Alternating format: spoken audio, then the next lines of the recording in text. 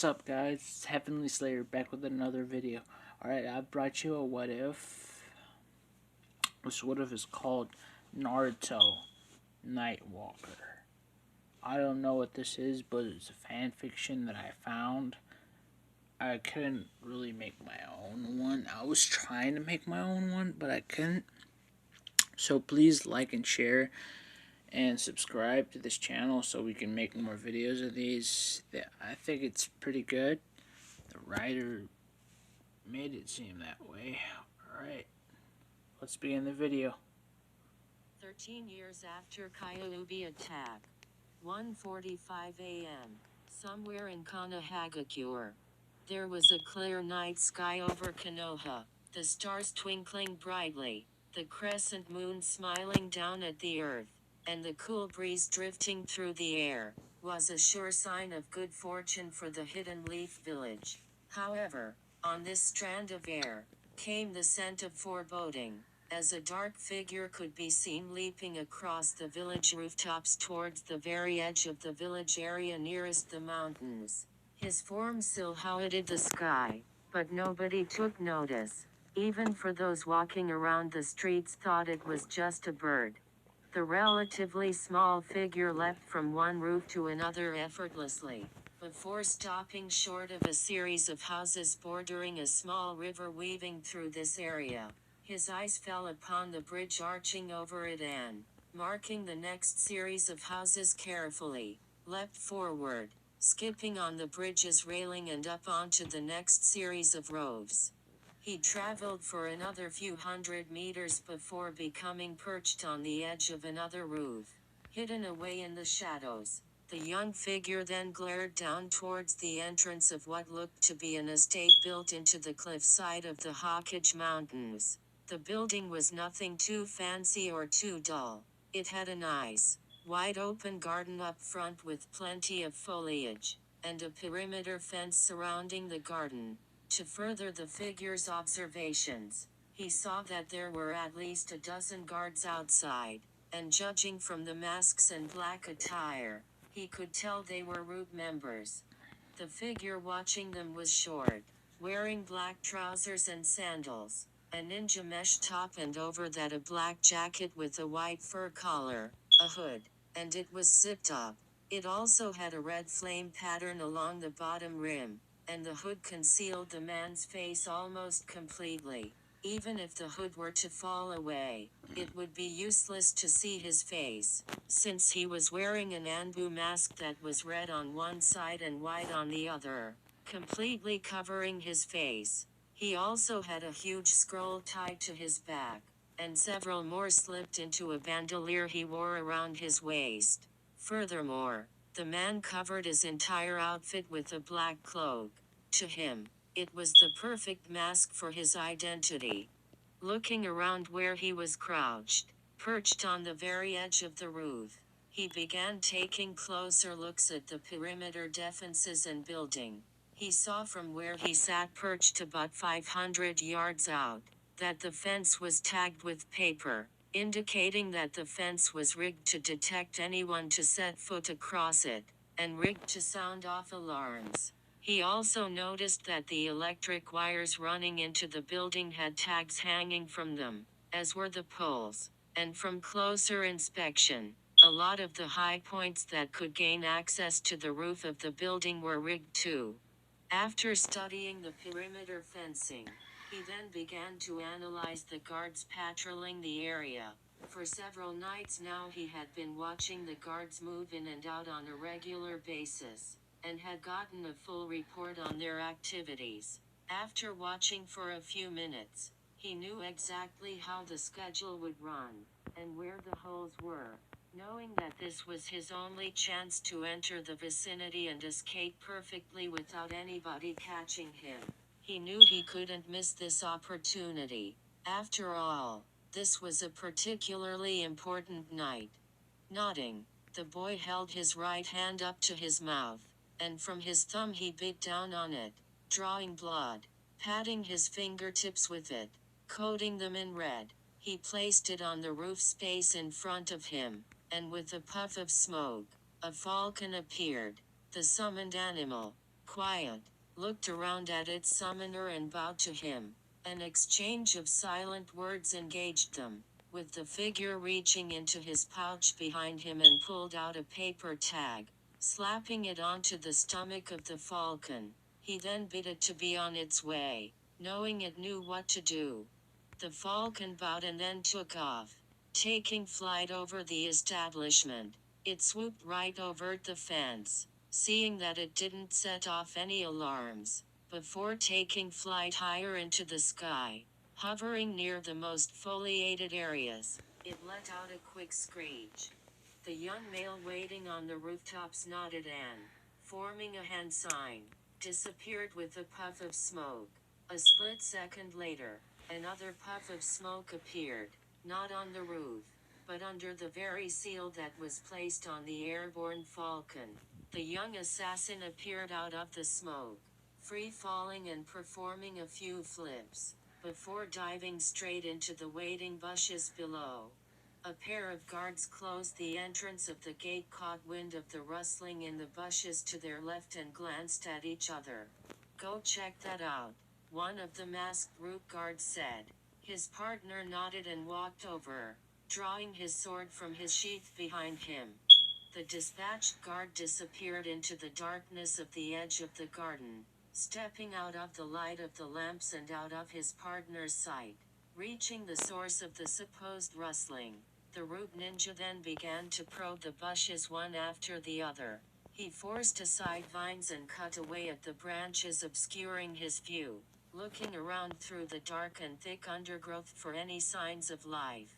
It was then, just as he was leaning in to take a closer look at a peculiar-looking flower, it suddenly shot out at him with a hand, striking at his neck and pulling him in sharply and soundlessly. The only sound was the rustling of more bushes. The guard's comrade standing at the gate looked over when he heard the sudden sharp rustle of bushes and stepped forward, unable to see anything. The guard then called for backup.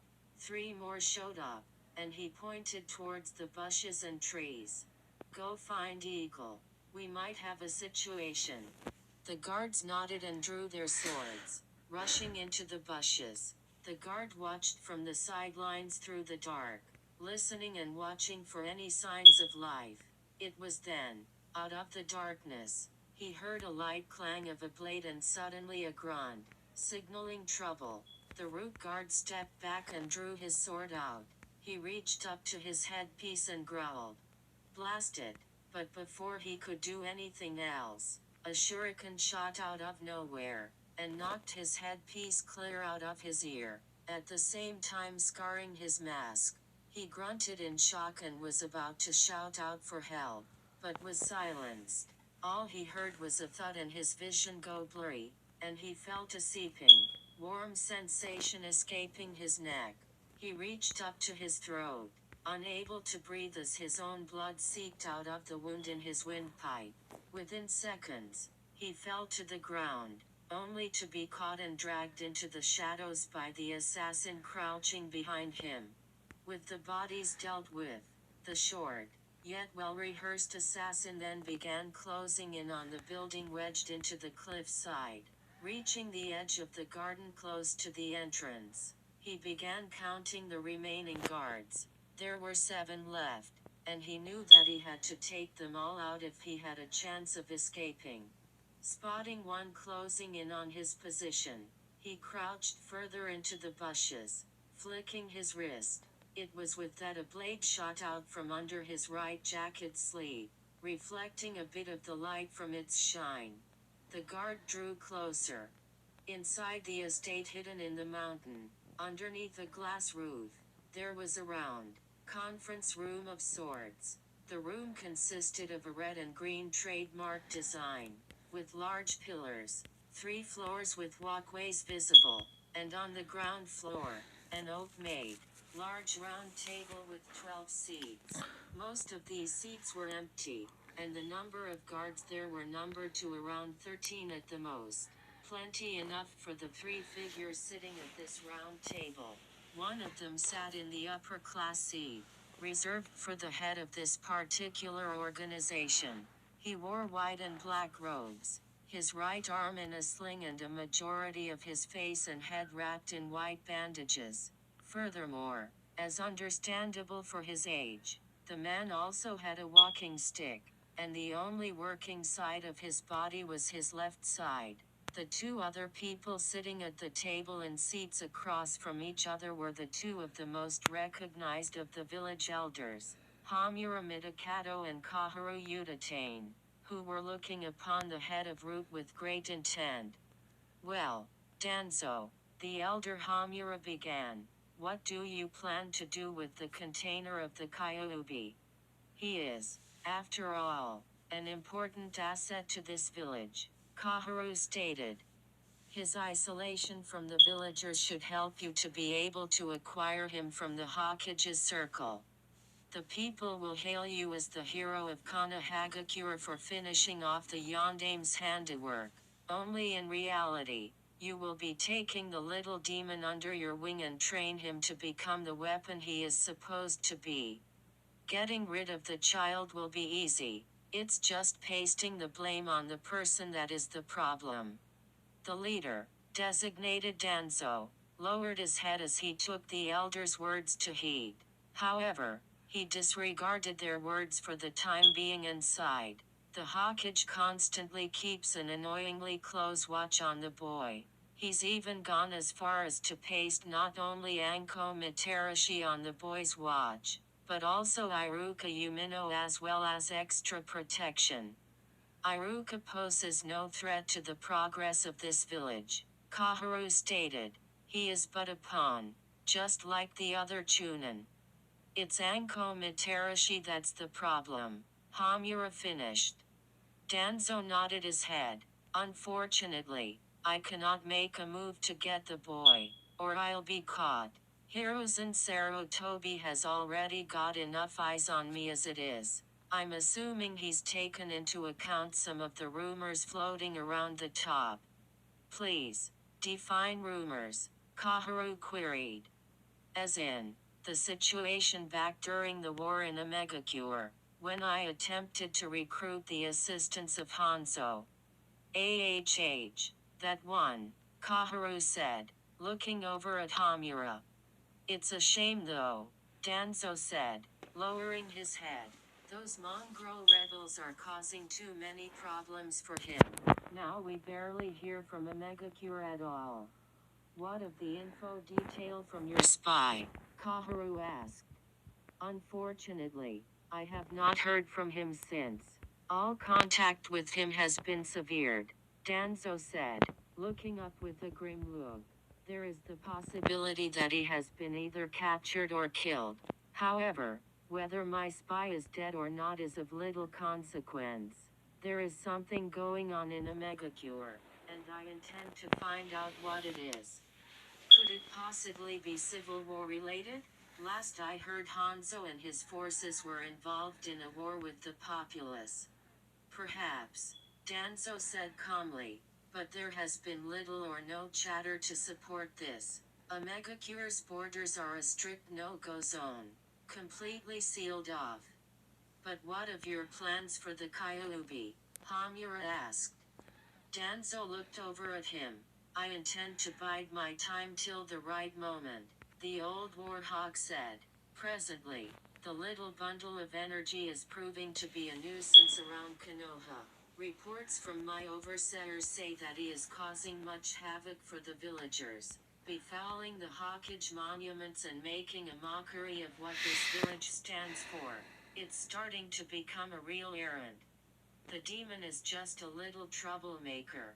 He can cause no harm as of yet, Kaharu said.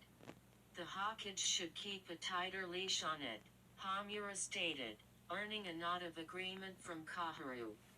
Unfortunately, the Hokage is continuing to make it a point that the boy is nothing more than that, a little troublemaker, Danzo said. He is currently attending the academy, and scoring at a rather unsatisfactory level. Grades at average, progress hindered, no genius of course, but in spite of his incompetence, he is still the container of the Kyuubi. and must be treated in high discussion and must be controlled. Little monster. Nothing more than a kettle about to boil over. Before any more words could be spoken, there was the sound of shattering glass overhead, and suddenly, a body came plummeting down from the ceiling, landing with a ear-splitting crash right in the center of the table. The very impact caused it to leap off the ground about a foot, and shocked the elders, and surprised Danzo. When the body came to rest, it was revealed to be one of Danzo's root guards, dead with a kunai lodged in his head. Danzo gritted his teeth and rose to his feet, looking around. "We've been infiltrated," he yelled. "Guards!" Just as the guards were gathering at the railing, ready to come to Danzo and the elders' aid, there suddenly came a rain of shadowy figures from the ceiling above. Emerging through the massive hole in the skyline, the figures leapt through the air, straight for each corresponding guard. The solid figures landed one after another beside or in front of every guard on the upper and lower floors in sight. The guards leapt back in surprise, drawing swords and ready to strike. But before any of them could, each of the small figures dressed in black went up in flaming balls of fire. The explosions rocked the very foundations of the estate, disintegrating a couple of the root ninja and blowing apart the others. Blinded by the onslaught of explosions, and caught up amidst the blasts, Danzo, Hamura and Kaharu remained where they were, holding their ground. It was when the explosions faded and the smoke lifted they looked around to find that all the guards in the immediate area have been dispatched. Danzo frowned and, from his cane, drew a straight-bladed sword, looking around for any more attackers. However, what he failed to notice was that the corpse that had fallen from the ceiling before had a seal tag placed upon its chest. So, just as Danzo was turning on his axis, a puff of smoke exploded from the dead root ninja's chest, and once it cleared, it revealed the crouching assassin, glaring directly at Danzo. The two village elders spotted him first, but before either of them could react, the unknown assassin threw his arms out towards them, flicking his wrists, and suddenly, clusters of shuriken flew out from under his sleeves, hitting the elders like targets on the range. They were dead before they even hit the ground. Sensing the assassin behind him and killed the elders, Danzo spun around, performing a few quick hand signs before slashing out with his blade at the attacker. A stream of wind escaped his sword, extending the blade's attack indefinitely as he made the horizontal slash. The assassin, however, saw the attack and crouched flat down onto his stomach on the table, letting the attack pass over, before throwing his right arm forward. Another cluster of shuriken flew from his hand at this, and flew straight at the old warhawk.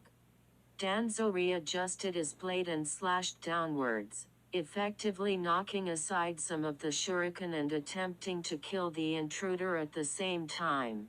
The assassin, however, pushed off of the ground and leapt to the side, spinning through the air in rapid succession, just as the wind blade came down and struck the table, destroying it in a hail of splinters and dust.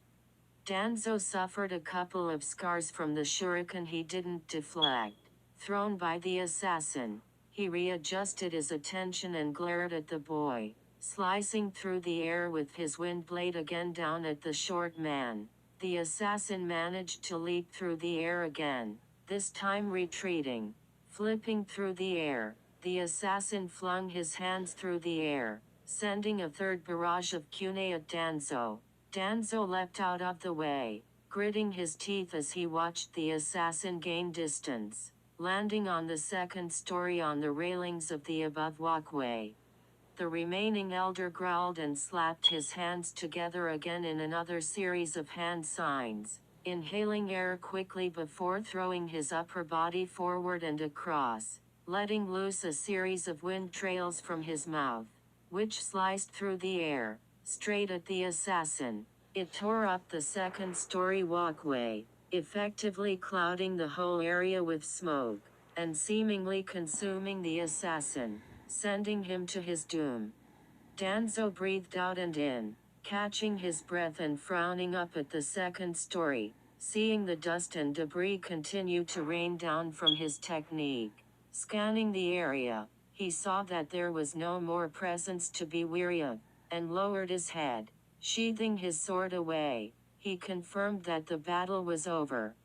Sighing, the old man prepared to make his departure, turning on his heel and intending to head back to HQ, and attend to this new problem. However, when he turned and his eyes fell upon the shadows near the entrance, he stopped in his tracks and his expression showed a slight surprise when he saw the familiar silhouette of the assassin standing on the ledge right above the entrance. He was standing at an angle that would have deemed him invisible to the naked eye. Upon being spotted, the assassin stepped over the ledge and dropped to the ground floor, landing in a crouched position and a light thud. When he did and rose to his feet, Danzo furrowed his brow and was about to draw his sword, when he suddenly detected another presence beside him. Looking to his right, he saw another, or shocking enough, the same assassin step out from the shadows, followed by another, and another and another. Soon, he was surrounded by over a dozen more assassins, all wearing the same clothing and was the same height. He looked around him, seeing that he was surrounded by copies, and smirked. He adjusted his grip on his sword. Nothing more than shadow clones in a swift, lightning fast movement that was impossible for a man of his age to perform. Danzo spun on his heel and drew his sword, a loud whip crack of wind sounding and ripped through the air, striking many of the clones and wiping them out. They all perished in puffs of white smoke as the trail of wind emerging from the sword slashed through the air and cut through them one after the other. Stopping mid-spin, Danzo once again adjusted grip and performed several hand signs. Once completed, he spun around fully, slashing his sword across and effectively scarring the inside of the building, and killing the rest of the clones with a final wind slice. They all went up in puffs of smoke, with an explosion of debris to follow from the old man's attack. "You'll have to do better than that to defeat me, assassin," Danzo called out, straightening his stance and looking back towards the entrance only, to find that his opponent had vanished. He looked around, trying with difficulty to try and find his attacker. "I've braved many conflicts in many countries over my years as a ninja of Konoha, and have learned many techniques. It'll take more than a clone jutsu to get the better of me." It was then, when the dust cleared again, that Danzo was faced again with another onslaught of clones emerging from the shadows. Only the numbers have beyond doubled, surrounding him on all levels of the building. Danzo saw hundreds of clones standing, perched or sitting around him casually. He was surrounded, and effectively closed in by a mass shadow clone technique, which made him raise his eyebrows in surprise. "Mass shadow clone jutsu, eh?" he curiously stated, looking around. "Well, 1,000 more just isn't going to cut it." Slowly raising his sword-wielding arm up and, with the pommel of his sword's handle, pushed up one of the many bandages covering his hidden eye, Danzo revealed his secret weapon. It was underneath the bandages. He concealed a 3-tomoed Sharingan, immediately setting it to glare directly at the masses of clones surrounding him. "Very well then." Performing a brief variety of more hand signs, Danzo then took in a deep breath and, with one swift movement, threw his upper body forward once again. Fire style, grand fireball technique. The next attack left his lips with a loud boom and a rush of hot air. In merely a few seconds, a massive ball of flames escaped his lungs and quickly spread throughout the room. The old Warhawk himself guided the technique, sending it spreading into the masses of clones, obliterating one after the other, and directing the flames in every possible angle. From here, he performed another variety of hand signs and, increasing his range, spun around and performed yet another fire style technique in a blink of an eye. Fire style, Phoenix flower technique, Danzo shouted, smaller balls of fire shooting out from his lips this time, targeting individual groups of shadow clones one after another, sending them into oblivion like the rest of them. He kept spitting out fireball techniques one after another with absolute precision, eventually coming down to one last assassin standing by the entrance. For this last one, he directed one last grand fireball technique, only to have the assassin raise his right hand and produce what appeared to be a glowing ball of blue chakra. The swirling ball struck the fireball technique head-on, and dispersed it in a blink of an eye. As the flames dispersed, Danzo saw that the last assassin was still alive, and easily assumed that it was the real one. In their wake they had completely destroyed the conference hall, burning walls and scarring the entire room. The entire structure was left crumbling and ablaze amidst the destruction. It was a miracle this place was still standing. Danzo smiled, seeing his opponent still alive. He clapped his hands together slowly. Oh, exceptional, absolutely exceptional skill for a common assassin, Danzo exclaimed in his stoic voice, showing no hint of emotion whatsoever. He lowered his hands, watching as the assassin stepped forward a bit from the shadows. I appraise your abilities to manipulate chakra so well. You truly are something more. The assassin flicked his left and right wrists, two short blades suddenly shooting forth from under his sleeves at the wrists with audible slicing sounds. Clenching his fists, the young male slowly proceeded to continue forward, intent on finishing the old man once and for all. All the while, he listened to him talk.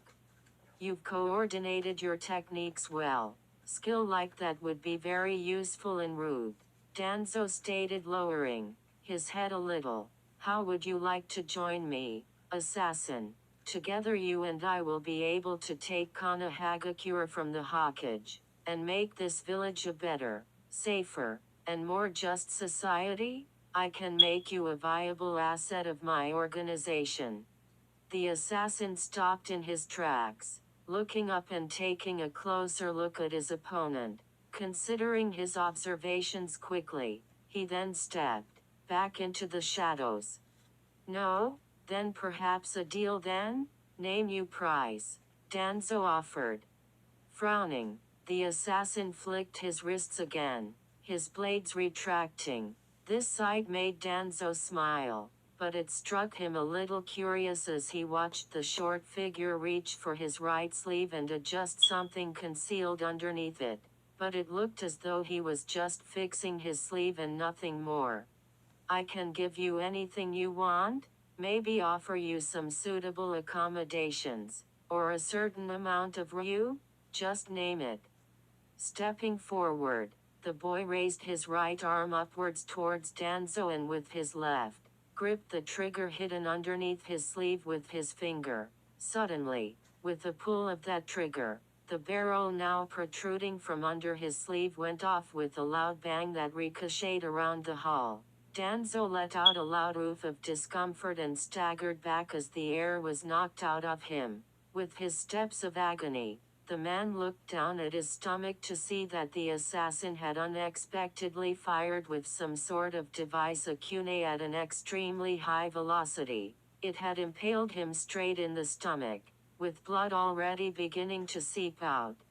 Without knowing exactly what the assassin had used to hit him, the warhawk collapsed to the ground with a loud thud. He was dead within seconds, his cane and sword clattering to the floor. Joining him, the assassin lowered his arm, content with his job and adjusting his sleeve to cover his kunai gauntlet. With a frown, he walked forward, coming to stand next to Danzo's lifeless corpse. No lingering shred of pity or any signs of emotions could be seen on him, mostly due to the mask, but his body didn't rattle or tremble at all. The assassin just stood silently and glared down at the old man. Shifting a little, the short man glanced down at his shoulder, where he saw a trickle of blood escape a tear in his coat.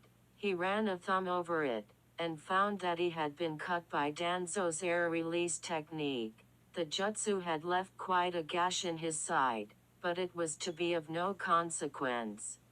Ignoring it for now, the assassin turned back to his kill. Without hesitation, he rolled the old man over, seeing his Sharingan lying still in its socket. Proceeding to extract it, the young assassin knelt down and simply took the Sharingan from its user. It wasn't messy, it was just a clean push and pull. He placed the eyeball into a water flask from his pocket and sealed it. Afterwards, he then took the old man's Kanan, sheathing it onto his back, and pocketing the Sharingan, turned on his heel and began to leave. However, the assassin did not forget to clean up the mess he had made, and tossed a kunai with an explosive tag attached to it straight up into the ceiling. Just as the assassin exited the facility through the front doors, the bomb went off, causing the unstable roof, as well as most of the cliffside to come cascading down onto itself, burying the entire site. The assassin didn't even look back at the explosion or the avalanche of rubble, only raising his right arm to allow his falcon to land onto his shoulder. He pets it in congratulations, and allowed him to fly off, freeing him for a job well done. Just another day at work. To be continued. Author's note. Excuse me, readers. I am currently experiencing technical difficulties with my review access. Could those who have reviewed me already send the review again, please, for the first chapter and the second? I would really appreciate to read them. Thank you.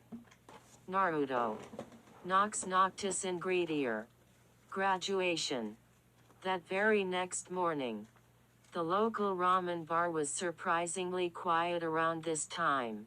Much more disappointed than usual. The owners expected to be having a lot more customers than one this morning, since they were, after all, offering a new breakfast special ramen that was both healthy and nutritious. However, the only people they managed to attract with this new sale were Iruka and Naruto, but that was about it. The only person sitting at the counter at present was their favorite, spiky-haired blonde, who was now gorging on a delectable bowl of a special morning miso ramen. Tucci and Aim both stood at the counter and smiled as they watched the short bundle of energy consume his third bowl this morning, before grinning up at them happily with squinted eyes. Slow down, Naruto, you'll choke, Aim exclaimed. Remember, savor the flavor. Let it rest in your mouth before continuing its journey down your throat. Tucci told him, it has to go down in luxury, otherwise you will end up with an unpleasant stomach ache in the foreseeable future. Oh, don't fret, old man, Naruto said, wiping his chin of some excess ramen broth. I know exactly how to savor my ramen. It must be treated with the very dignity it was created for, to be eaten and enjoyed. You must hold it in the highest respect, and let it go down remembered, by gorging on it mercilessly and swallowing it without hesitation. That's my way of the ramen. Ha ha, good one, kid, Tucci exclaimed, taking the pot of boiling noodles and assorted ingredients from the stove, and carefully pouring another bowlful into Naruto's empty one. Here, have another one on the house. Thanks, old man, the boy exclaimed before once again gorging on noodles. He was careful not to splatter any on his black, fur-collar jacket, or strain his right arm that was wrapped in a few bandages. It was while he was dining gracefully on his meal did Aim fully take note of the bandages around his arm and pointed it out. Her father went off to do some of the dishes, and allowed her to keep an eye on their favorite customer. "Man, this is good," Naruto said, a piece of noodle and some broth sticking to his cheeks. "Hey, Naruto-kun, what happened to your arm?" she asked, blinking in surprise. "Did you hurt yourself? It must have been a pretty nasty wound for it to be bandaged up so much." Naruto looked up at her briefly and then towards the area of his arm where the joint met the shoulder. He smiled and looked back up at her, grinning. "Nah, don't worry about it. I just fell out of a tree while training. It's no big deal." Aim sighed and smiled at him in relief. "That's good, Naruto-kun. But just try to be careful while you're training, okay?" "Yeah," Naruto exclaimed, giving her the thumbs up. "I'll be careful." He then dug back into his meal a second later. His boisterous smile and happiness made Aim giggle, who then headed off to do some of her other duties. Unknown to her, Naruto took a quick glance at her over the edge of the ramen bowl his head was ducked into, the angle at which his head was placed sending an overcasting shadow that concealed much of his eyes, but revealed it in a different light. In his stare, there was a significant change, like a mask had just been removed by the very child these eyes belonged to. They were no longer glistening with their usual happiness. They were dark, drawing in the shadows and creating an eerie reflection, with the sapphire gleam turning into a slightly duller shade of blue, with rings of fatigue appearing as ringed bags beneath his eyes. These weren't the eyes of a human, no. They were the eyes of a tired child, eyes of a raved dog. "I'm glad you don't know me that well, Ayama-chan," the boy thought in a faraway voice, before turning back to his food and beginning to gorge on it again. He downed it in the next several minutes, and sighed happily, licking his lips. "Yummy. That was so good." Aim smiled over at him from the cashier area, where she stood clearing up some of the notes from the desk. "Well, I'm glad you liked it, Naruto-kun," she replied, shrugging. "My dad makes the best ramen in the entire village. It's him that you should be singing your praises to." "You make great ramen too, Aim-chan," Naruto exclaimed. Aim blushed and rubbed the side of her cheek with her hand bashfully. "Well, I don't make it that good, Naruto-kun." "Of course you do," Naruto said, leaping off of his chair, pulling from his pocket several bills. He handed them over to Aim and nodded to her. "I've got my genin exams today. Wish me luck, okay?" "Of course. Why wouldn't I?" Aim replied, smiling kindly down at the boy who smiled back. "Good luck, Naruto-kun. I know you will do well." "Thanks, Aim-chan," Naruto shouted with a wave as he left the shop. "Bye, old man. Thank you for the ramen. See you at lunch, kid." Tuchi's voice followed after as Naruto began jogging up down the road towards the ninja academy. He set himself a fair pace, which was pretty fast for a boy of his age, but not a bit least a surprise, due to his occupation and whatnot.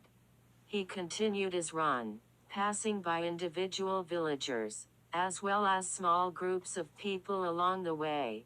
Many of them watched him run by, whereas some gave him dirty looks behind his back.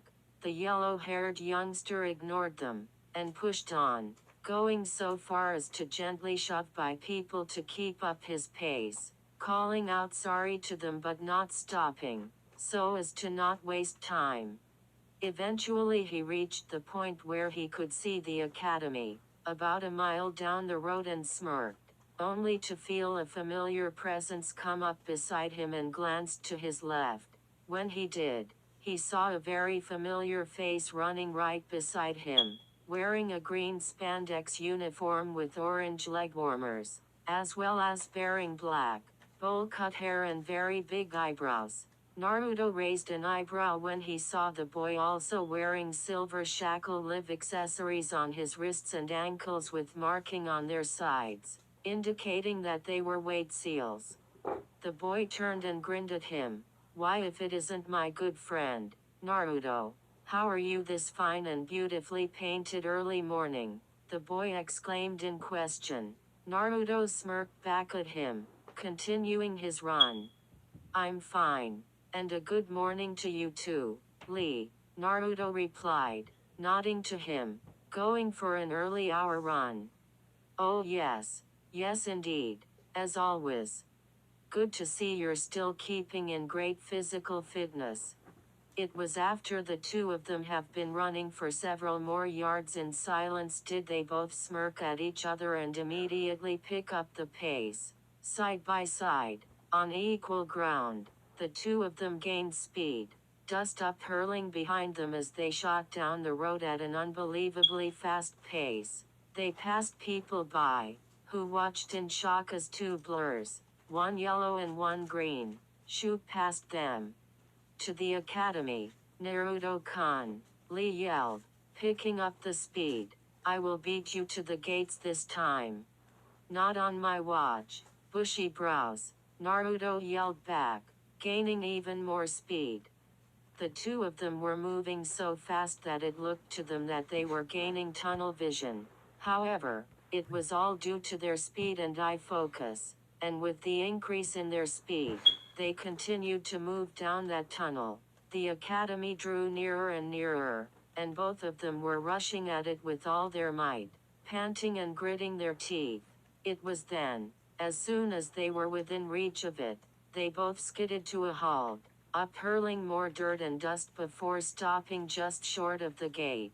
Lee then turned on his heel and began running in a different direction, waving back at Naruto, who took a moment to watch his friend depart.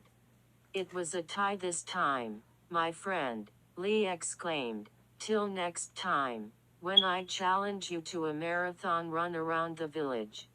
Can't wait, bushy brows, Naruto called back, waving at him till he was out of sight. Once Lee was gone, Naruto headed into the academy, hands in his pockets and a smile on his face. However, he dipped his head so that his eyes became overshadowed, masking the true emotions reflected in them. It was dropping his usual cool and happy mask partially that allowed him this breather. Boy, what a night. Thank the Kyuubi for his rapid healing powers, Naruto thought, moving his right shoulder a bit to adjust the tension. Must have been one hell of a jutsu, but I'm just glad that I finally have those old bastards off of my case, permanently. His fur-collar black jacket with red flame patterns shifted as he pulled his right hand out of his pocket, pulling out a kunai and tossing it, so that he held onto the blade and glanced down at the handle. There, he saw the familiar seals of the secret new jutsu and technique he had developed, and had used on several occasions, but only for emergencies. He furrowed his brow and shrugged, pocketing the weapon back into his orange pants pocket. He adjusted his arms again, his jacket parting slightly down the zip area to reveal an athletic chest and torso pressed up against the tight netting of his mesh shirt. I just want to get this thing over with. Goy. After working his way through corridor after corridor, he eventually arrived at his homeroom and entered. Shaking his head, he looked up to see that the classroom was partially filled with students, all of them sitting or standing around, talking to others. A few eyes gazed at him as he entered the room, and he took his seat in the center, second row. He groaned and sat down, rubbing his forehead. Ugh, should have slept in. You're telling me, you look awful. Another voice spoke up from beside the seated blonde. He looked to his left to see one Shikamaru Nara looking at him with a raised eyebrow, fingers laced where he sat propped up, obviously having tried to doze off before. Naruto blinked as he looked at him. reaffirming his usual mask of deceit and smiling. Well, I'm not exactly the type to wear makeup, aren't I? Naruto replied to his earlier comment. It's not like you're looking any better though. Duh, I always look like this, Shikamaru replied, running a hand through his pineapple-shaped hair, scruffing it up a bit close to the ponytail. It's too troublesome trying to do your hair in the morning.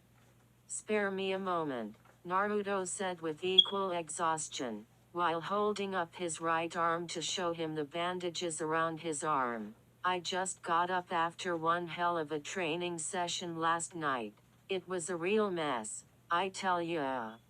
Shikamaru shared the bandages a glance, before looking up at Naruto's eyes. You know, if you spent more time studying than training and honing in on your techniques, then perhaps you might stand a better chance of balancing out your practical and literary scores a bit, and pass with at least dull colors.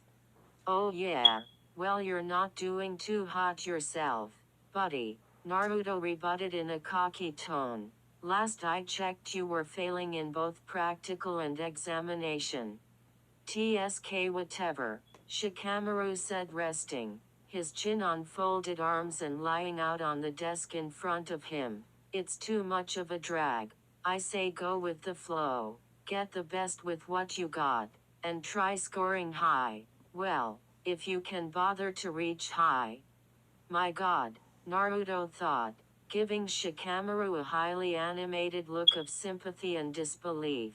I have never met anyone with a level of motivation as low as Shikamaru, and on top of that, 100% laziness. How do you think you went in yesterday's written examination? Shikamaru asked, surprisingly still awake where he sat, with his arms and head on the table. You think you got a good mark?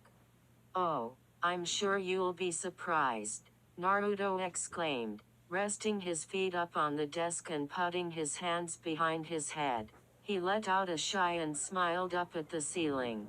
I just want to become a genin today. That's all I've got written down on my schedule. Same here, Shikamaru barely replied, earning a tick mark to appear on Naruto's head. What a slacker. For the next half an hour, students filed into the class one by one, till the entire room was filled and every single seat was occupied.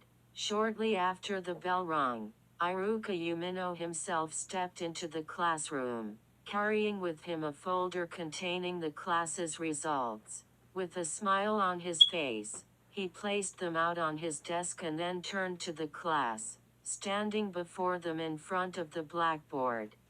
Morning class, the young Chunin exclaimed, clearing his throat and adjusting his headband a little.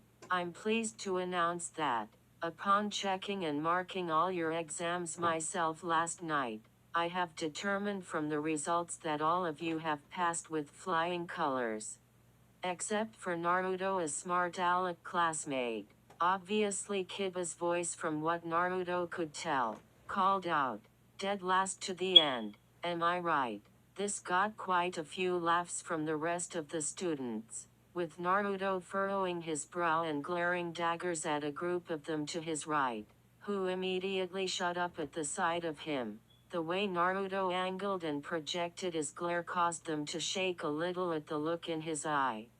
Actually, Kiba, Iruka said, rubbing his forehead with the back of his left hand, Naruto, in spite of his efforts over the years, that has given him only, excuse me, satisfactory marks in the written exam, has passed it with full marks. There was a deathly silence, and Naruto grinned and glanced over at Shikamaru with a cocky look on his face. The Nara boy looked back at him and nodded, his expression easily showing his defeat. No way. Not in this lifetime. How can the dead last in the class get full marks? He's a loser. A loser doesn't score that high. Well, guess again, kids, Iruka replied, sharing a small grin with Naruto and glancing up at the rows of students.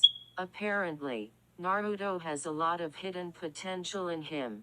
I expected a lot from him this year and, obviously, from this written exam, he surprised even me with his results.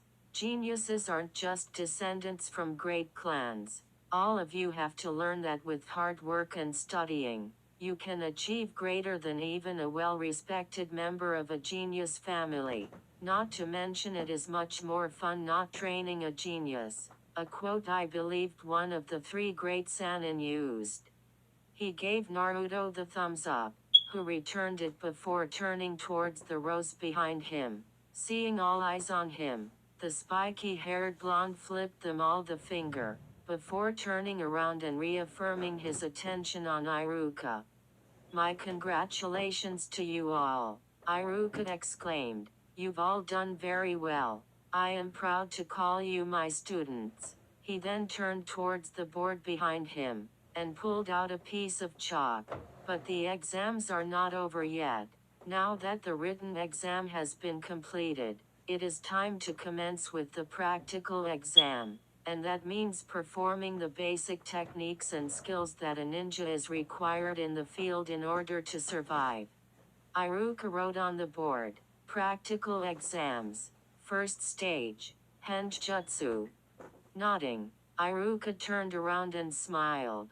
If I have taught you well, and you all have practiced very hard, you should perform adequately. Now if you will all. Suddenly, the door flung open, and a familiar, pale pink-haired Chunin dashed in, panting slightly. Oh, sorry I'm late, Iruka. I got held back by Asuma. The students watched as Mizuki joined Iruka at the front, and the two Chunin shook hands. That's quite alright, Mizuki. We were just getting started. Great. The Chunin then leaned in, holding up a hand to Iruka's ear and whispered, So, how is Naruto doing? Fairly well actually. He passed with full marks on tactics, mathematics, literature, history and techniques. Iruka replied back, before stepping forward and facing the class. He just missed a rather surprised and annoyed look from his fellow Chunin, but he hid it away quickly so not to arouse suspicion. However, this look was not missed by Naruto, who was at this moment glaring at the other sensei whom he did not take any liking towards. Okay class, now that Mizuki has joined us, it is time to commence with the first stage. I would like you all to line up in front of me from left to right, and when I come up to each of you, I want you to perform a standard henjutsu of me, Iruka said, using his pen to draw out an invisible line in front of him. Quickly, the students filed out of their rows and down to the front, lining up side by side at arm's length from each other across the floor. A lot of them were still throwing disapproving looks at Naruto, especially Kiba, Ino and several other students. The boy ignored them, and took his place between Chaji and Shikamaru. The Akimichi boy smiled at him and they both put their fists together as a sign of respect. Nice going there, Naruto, Chaji exclaimed. You too, Chaji, the young male replied. Okay, first up, Shino of your aim, Iruka said to himself, starting at the end where the boy stood quietly with his hands in his pockets. The Chunin went down the line to one student at a time, with Mizuki watching from the sidelines. Iruka watched as each student performed the technique, marking them for quality and correctness. He would often advise the students one after another to put the pouch on the right side or trim the hair a little or fix the scar up. Other than a few of these, a lot of the students performed them perfectly, even Naruto when he was asked to perform it.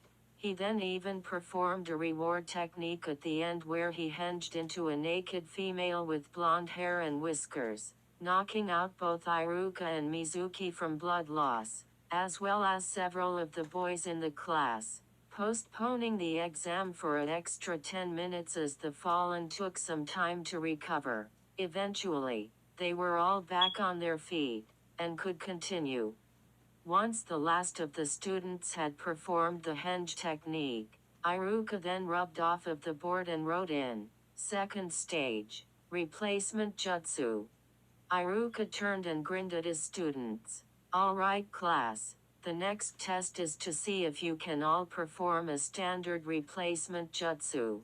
As you know, this technique can be life-saving in the heat of battle, and can also dub in an inanimate object to take your place when you are being attacked or want to avoid being attacked. So, remain as you are, and I will come around to each of you." And the process restarted, the students performing the replacement technique one at a time, grabbing whatever object was closest to them, and replacing their physical selves with that object. On a majority of the techniques, the students replaced themselves with sharpeners, staples, chairs, and even Sasuke replaced his body with Iruka's desk. Eventually, it came down to Naruto, and the boy stepped forward. Iruka nodded to him for the get-go, while a lot of the students watched with smug grins on their faces to see if the dead last could pull off another lucky one. "PFT, what a joke," Ino muttered to Kiba. "No one can do better than Sasuke-kun. I bet you the loser will screw it up." "I'll bet 10 Ryu on that," Kiba replied. Naruto smirked, hearing the murmuring flow over the students, and slapped his hands together into a single hand sign. Somewhere along the line of students, a familiar purple-haired girl, who was twiddling her fingers together nervously, smiled as she watched her Naruto prepare to perform the technique. "Come on, Naruto-kun, you can do it," she thought. Suddenly, Naruto disappeared in a puff of smoke, just like every other student before him, and in his place stood an inanimate object. Well, if you could call it an object, sitting, or rather, standing in Naruto's place, head down and an orange book flipped open in his hand, stared upwards a rather startled and befuddled Kakashi Hatake. As the smoke cleared, the students and teachers who had watched Naruto perform the technique looked on with rather shocked expressions as the Jonin blinked and looked around him. "What the? This isn't my lounge room." It took him a while to figure out what had happened. When he did, he looked up in front of him and at Iruka. "Darn, this is the third time this month," he grumbled, turning on his heel. The Jonin looked back down at his book and walked out of the classroom, reading to himself in audible mumbles. "Now let's see." Kyoshi takes the man's hand gently into hers, and says with powerful passion, "Make love to me, baby, like there's no tomorrow." The door slammed shut as Kakashi departed, leaving a rather shocked class in his wake.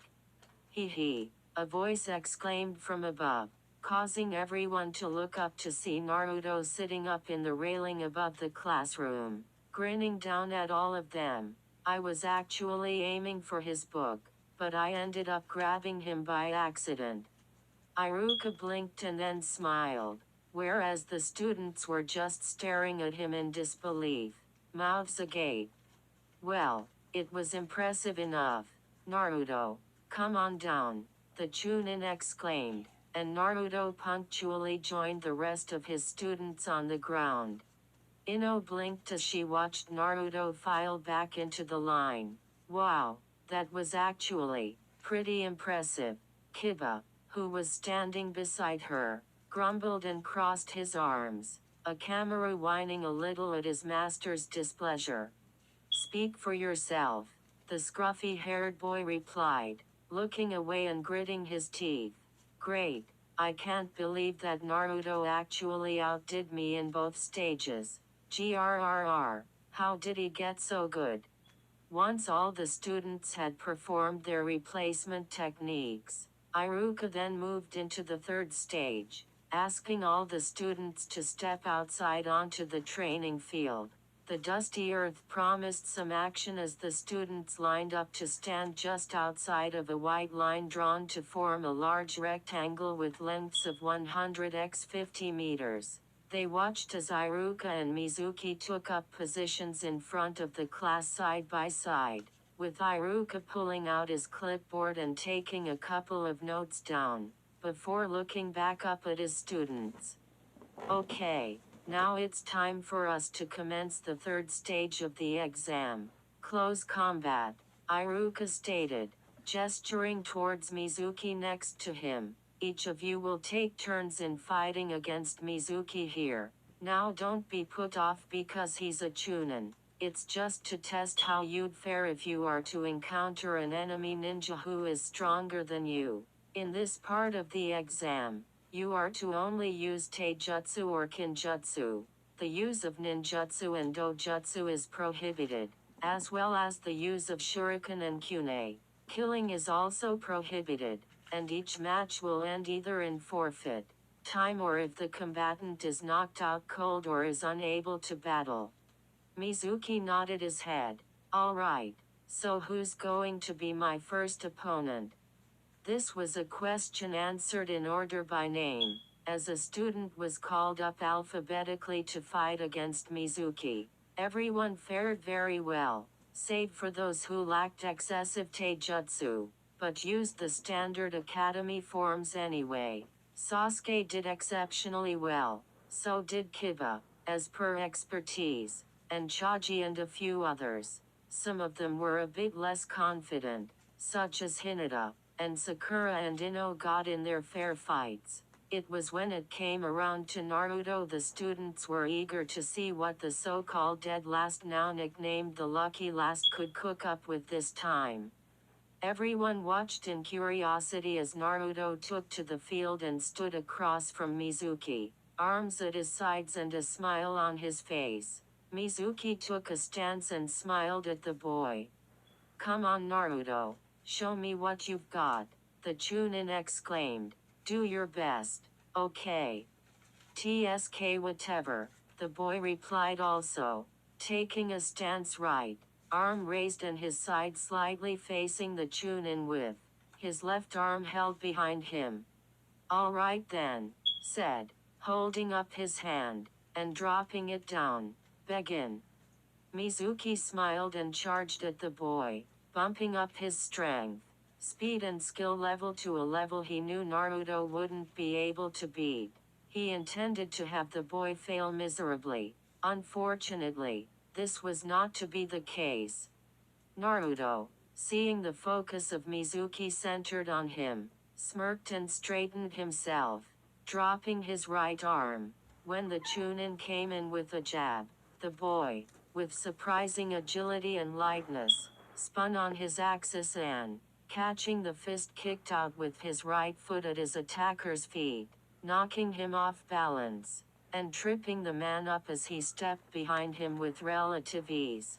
Mizuki flipped forward and landed on his backside with a loud thud, causing some of the students to wince as the Chunin stared ahead of him in shock as Naruto stood behind him, smirking. Ino blinked. Hey, what just happened? What was with that move? Chaji asked. I've never seen Naruto move like that, ever. That grapple was flawless, Shino whispered, catching Kiba's attention, who was standing right beside him. His taijutsu performance so far has been relaxed and calm. His movements came out in flow, not hindrance at all. Yeah, but I could barely see that. First Mizuki sensei charged him, and then suddenly Naruto just moved around him, and then Mizuki is on the ground. How can he move that fast? Shino asked. The bug user hummed to him, replaying the clip in his mind, studying the boy's movements. What the? Mizuki looked behind him, seeing Naruto looking down at him with a smirk. You know, you'd better watch where you're going, sensei, the blonde exclaimed with a grin. You were careless, and you tripped over your own feet. Iruka raised an eyebrow and smiled, finding Naruto's comments though teasing. Quite appropriate for the moment. Although that last move was pretty good. Nicely played, Naruto. Mizuki gritted his teeth and got back to his feet, dusting himself down before turning back to Naruto, his anger replaced with a kind smile, an obviously forced one. Nice mood, Naruto. But let's see you do that again, the Chunin said, quickly taking a stance and lunching, throwing combinations of punches and kicks at the boy in quick succession, using combos that surprised a lot of the students at their speed and strength. Mizuki was obviously opening up with all he had. Naruto, however, took it into stride. With his arms behind his back, he dodged, ducked and easily avoided all of Mizuki's attacks, moving with such grace and speed within such close proximity of his opponent that a lot of the academy students had to blink and rub their eyes to see if they weren't being deceived. The dead last of the group was actually faring well against the Chunin, who was fighting through bared teeth as he attempted to hit his mark. However, Naruto easily moved around his attacks, and once again managed to get behind Mizuki. The Chunin gasped and looked around behind him from left to right, trying to look for his opponent whom he had lost in his forward attacks.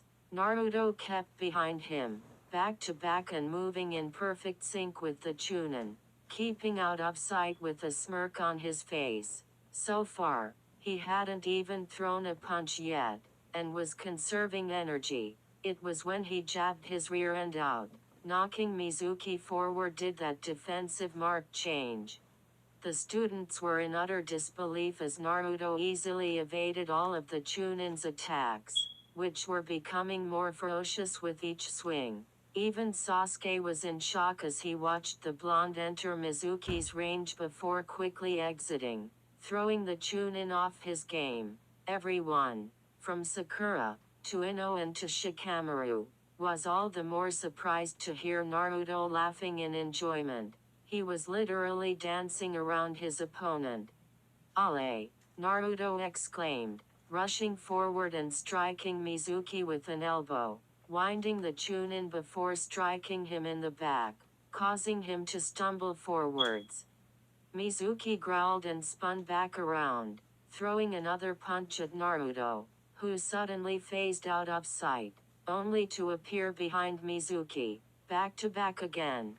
The Chunin, fed up, spun around again and sent a knee up, only to have it blocked by another knee thrown by Naruto.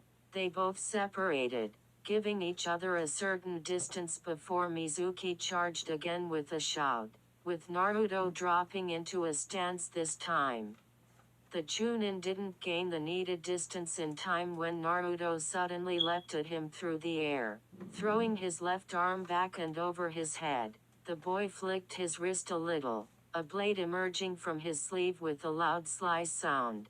Mizuki was running forwards when this occurred, and was unable to double back in time when his small opponent suddenly landed on him front on, driving both his feet into Mizuki's chest, using his forward momentum to knock the Chunin falling back and, grabbing the side of his head with his right hand, then drove his left hand straight down for the pressure point at his neck.